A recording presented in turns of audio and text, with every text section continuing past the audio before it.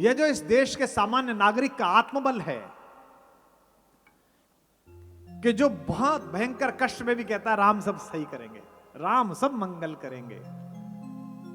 यह जो वो कहता है, यह इसीलिए कहता है कि वो उसकी इस कथा में आस्था है। और एक व्यक्ति ने, एक सामान्य नागरिक के रूप में भगवान ने पृथ्वी पर चलकर इसे सिद्ध किया है।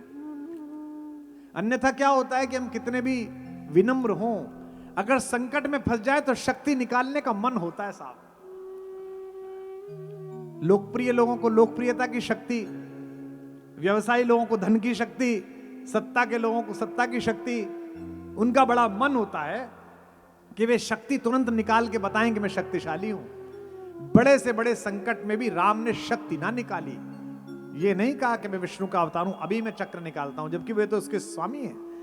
इसी सृष्टि में एक सृष्टा के आगमन के बाद भी अहंकार नहीं आया। 4 किताबें पढ़ी, 4 वीडियो देखे, राम स्त्री विरोधी हैं, राम दलित विरोधी हैं। अरे भाई, तुम क्या जानो प्रेम जो राम सिखा सकते हैं। इस देश में कोई भी विदेशी मेहमान आता है तो उसको घुमाने के लिए आगरा ले जाते हैं, कब्रिस्तान में जहां 2 लाशें दफन है। कहते ये देखो, ट्रंप आए पत्नी के साथ, बोले यहां बैठ जाओ। कोई विदेशी मेहमान आए तो उसको ये सफेद इमारत क्यों दिखानी? इमारत बहुत अच्छी है, उसका वास्तुशिल्प बहुत अच्छा है। मैं उन शिल्पियों को दोनों हाथ जोड़ के प्रणाम करता हूं जिन्होंने पत्थरों में प्राण डाला है, दिन रात मेहनत करी, 18 वर्ष तैयार करा है। लेकिन वो प्रेम का प्रतीक है, ये मुझे समझ में नहीं आता। वो सुल्तान उनका दूसरा पति था और वो सुल्तान की 18वीं बेगम थी।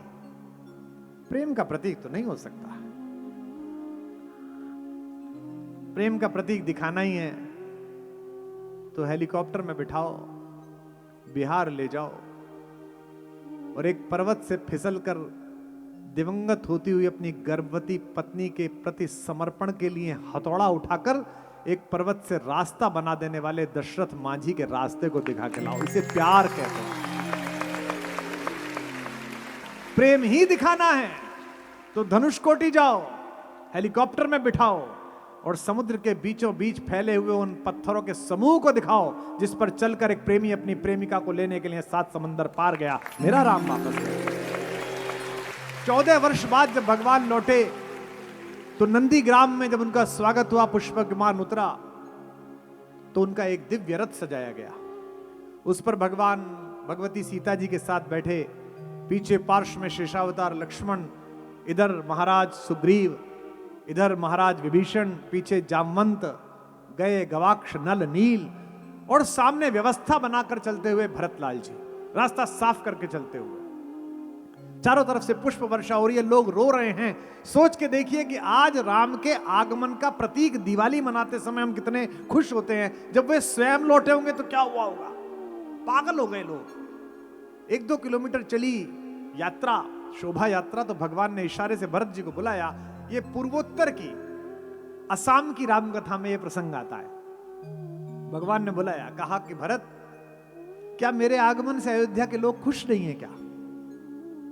भरत तो रोने लगे। भरत ने कहा, आपने ये बात सोच भी कैसे ली? 14 वर्ष इस देश के लोग रोए हैं आपके लिए, आप कह रहे हो प्रसन्न नहीं है? आपने ऐसा सोचा कैसे? भगवान ने कहा, नहीं ये नहीं है, बस मन में आया। पर क्यों आया? मैं अब आगे ही नहीं बढ़ने दूंगा रथ, पहले आप बताइए। भगवान ने कहा, नहीं, वो जो पिताजी के साथ के बुजुर्ग थे वो दोनों हाथों से आशीर्वाद दे रहे हैं। जो हमारी माओं के साथ ब्याह होके हमारी चाचियां ताइयां आई थी वो रो रही हैं। मेरे और तुम्हारे साथ के जो लोग थे वो गले मिलने के लिए हाथ बढ़ा रहे हैं, लेकिन कहीं भी बच्चे दिखाई नहीं दे रहे। क्या अपने ताऊ राम के आगमन पर अयोध्या के बच्चे प्रसन्न नहीं है? भरत ने रोते हुए कहा कि भगवान, जब से आप जंगल गए और आपने गृहस्थ होते हुए भी संन्यास धारण किया, 14 वर्ष से अयोध्या में बच्चे हुए ही नहीं है। पूरी अयोध्या ने संन्यास धारण किया। राम इक्ष्वाकु वंश के हैं। इक्ष्वाकु अर्थात, इक्षु अर्थात क्या? ईख, गन्ना। जैसे ईख का हर हिस्सा काम आता है, इस प्रसंग के, इस कथा का हर चरित्र काम में आता है। जो इसका खलनायक है वो भी अपने आप में महान है, कहानी इतनी बड़ी है तो नायक है ही, पुरुषोत्तम है, खलनायक भी अद्भुत है। राम का बचपन सूर्य की तरह है। आप बचपन में उन्हें प्रणाम कर सकते हैं।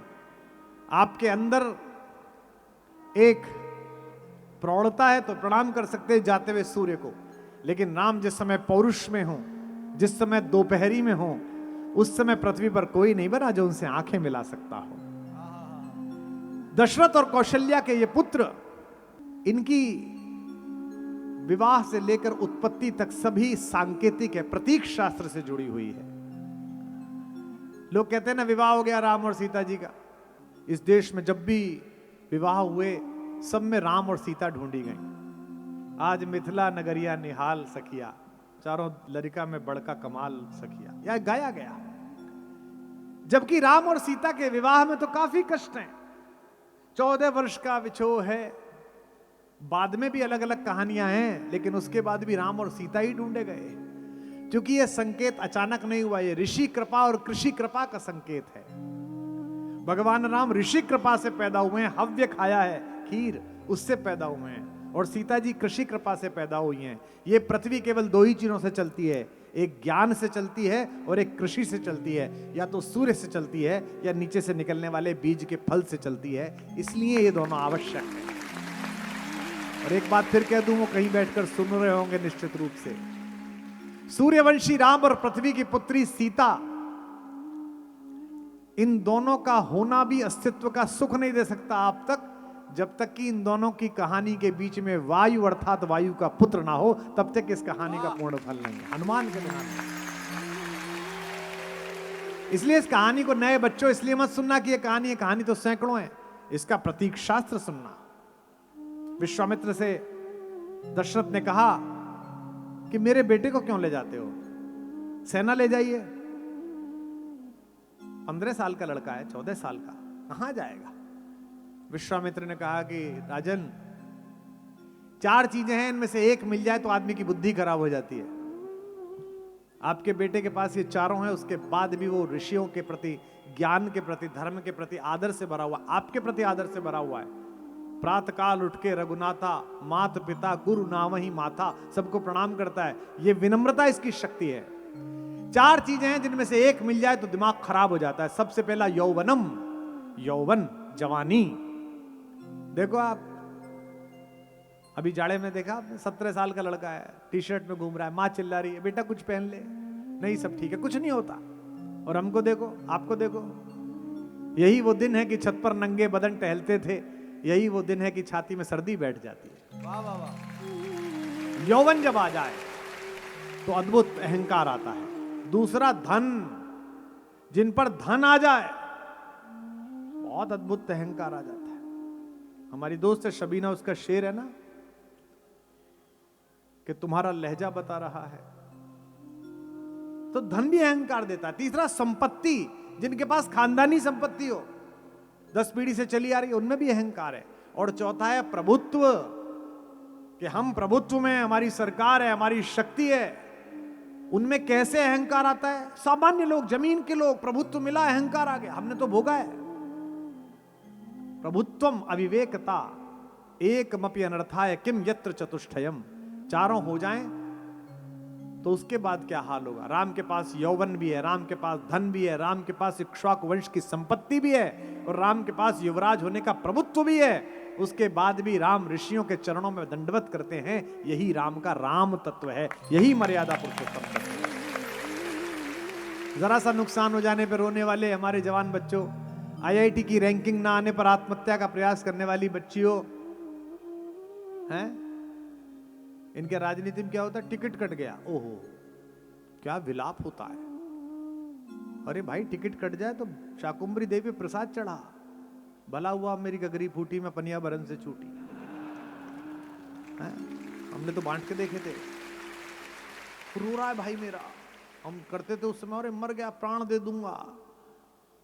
तेरा तो एक 5 वर्ष का कार्यकाल का काम था, इसमें तू रो पड़ा। वो तो त्रैलोक्य का शासन जिन्हें मिलना था, अचानक बजती हुई शहनाइयां बंद हो गईं, बांसुरियां बंद हो गईं, और पूरे महल में जलने वाले दीपकों में तेल डालने वाली प्रतिहारियों ने तेल डालना बंद कर दिया, एक एक करके ज्योति बंद होनी शुरू हो गई। कौशल्या जी को पता चला, अमंगल की आहट हुई, तो उन्होंने राम जी को बुलाकर पूछा कि बेटा क्या हो गया? इस एक पंक्ति को पढ़ना जवान लड़कों, और फिर जीवन में कभी अंधेरा नहीं छाएगा। राम जी ने यह नहीं कहा मेरा राज्य छिन गया, भरत को दे दिया, इसे कहते हैं रामत्व। राम ने मां से मुस्कुराते हुए कहा, मां, पिताजी ने मुझे जंगल का राज्य दे दिया। पिता दीन मोहि कानन राजू, जो सब भांति मोर बड़ काजू। और मां भी कैसी? मां ने कहा, बेटा अगर तू केवल पिता की आज्ञा पर जंगल जाता तो मैं पिता को मना लेती, पर तू सौभाग्यशाली है कि तू एक ही वचन में अपने पिता और अपनी मां कैकेयी दोनों को प्रसन्न कर रहा है। तुझ जैसा बेटा कहां मिलता? ऐसी मां। अगर उस दिन राम जी ने ना जाना स्वीकार किया होता तो अयोध्या को राजा तो मिल जाता, हमको वो भगवान ना मिलता जिसके चरणों में बैठकर हजारों लोग आज रात में यहां जाग रहे हैं। अवधपति से जगतपति बनने की यात्रा राम के वनगमन की यात्रा है। दो पंक्ति सुनिए कि यूं अवधपति से जगती पति बन गए, यूं अवधपति से जगती पति बन गए, यूं अवधपति से जगती पति बन गए, यूं अवधपति से जगती पति बन गए। राम जब बन गए राम तब बन गए, राम जब बन गए राम तब बन गए, यूं अवधपति से जगती पति बन गए, यूं अवधपति से जगती पति बन गए। राम जब बन गए राम तब बन गए, राम जब बन गए राम तब बन गए। अच्युतम केशवम कृष्ण दामोदरम, अच्युतम केशवम कृष्ण दामोदरम, राम नारायणम जानकी वल्लभम, राम नारायणम जानकी वल्लभम। अच्युतम केशवम कृष्ण दामोदरम, अच्युतम केशवम कृष्ण दामोदरम, राम नारायणम जानकी वल्लभम, राम नारायणम जानकी वल्लभम, राम नारायणम जानकी। बोल सियावर रामचंद्र भगवान की।